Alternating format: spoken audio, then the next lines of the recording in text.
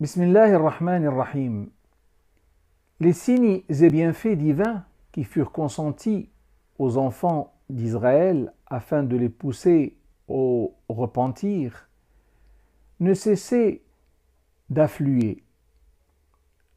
Parmi ceux-ci, cette scène curieuse qui eut lieu juste après le retour de Moïse du mont Sinaï.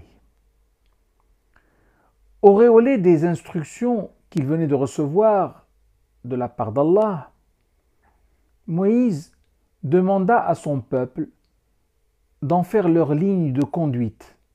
Mais, comme à l'accoutumée, ils rechignèrent. Et c'est alors qu'ils virent une montagne décoller de sa base et venir se placer juste au-dessus du lieu où ils se trouvaient, menaçant de les ensevelir à jamais. Dieu dit dans le verset numéro 62 du chapitre de la Génisse: وَإِذْ أَخَذْنَا مِيثَاقَكُمْ وَرَفَعْنَا فَوْقَكُمُ الطُّورَ خُذُوا مَا آتَيْنَاكُمْ بِقُوَّةٍ وَاذْكُرُوا مَا فِيهِ لَعَلَّكُمْ تَتَّقُونَ. Ce qui signifie: et lorsque nous prîmes votre engagement et brandirent sur vous la montagne, tenez fermement à ce que nous vous avons octroyé et souvenez-vous de ce qui s'y trouve afin que vous soyez pieux.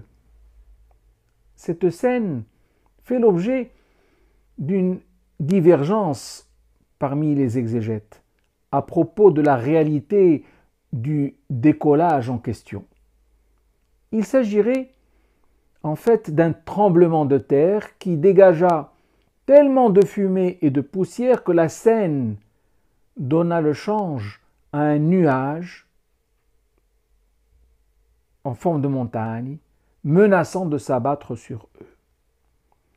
Pour se convaincre de cette interprétation, je vous invite à lire le verset numéro 171 du chapitre des Estrades, Surat Al-A'raf.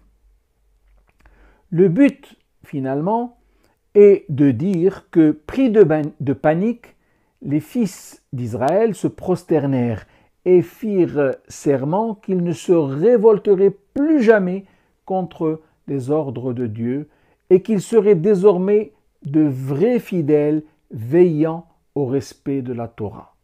Mais leur émotion qui les poussa à cet engagement se dissipa très rapidement.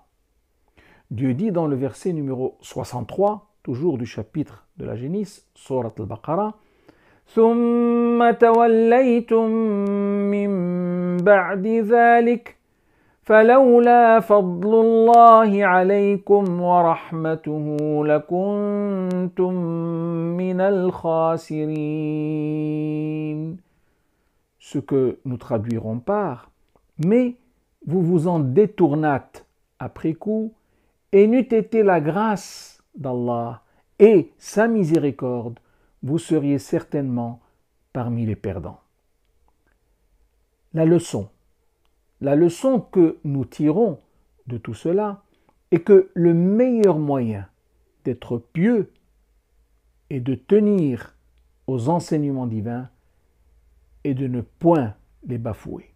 À l'inverse, l'impiété fait son entrée et, à moins d'une faveur divine inopinée, bonjour les dégâts pour l'éternité. Qu'Allah soit loué et fasse-t-il que nous soyons tous bien agréés. Amen.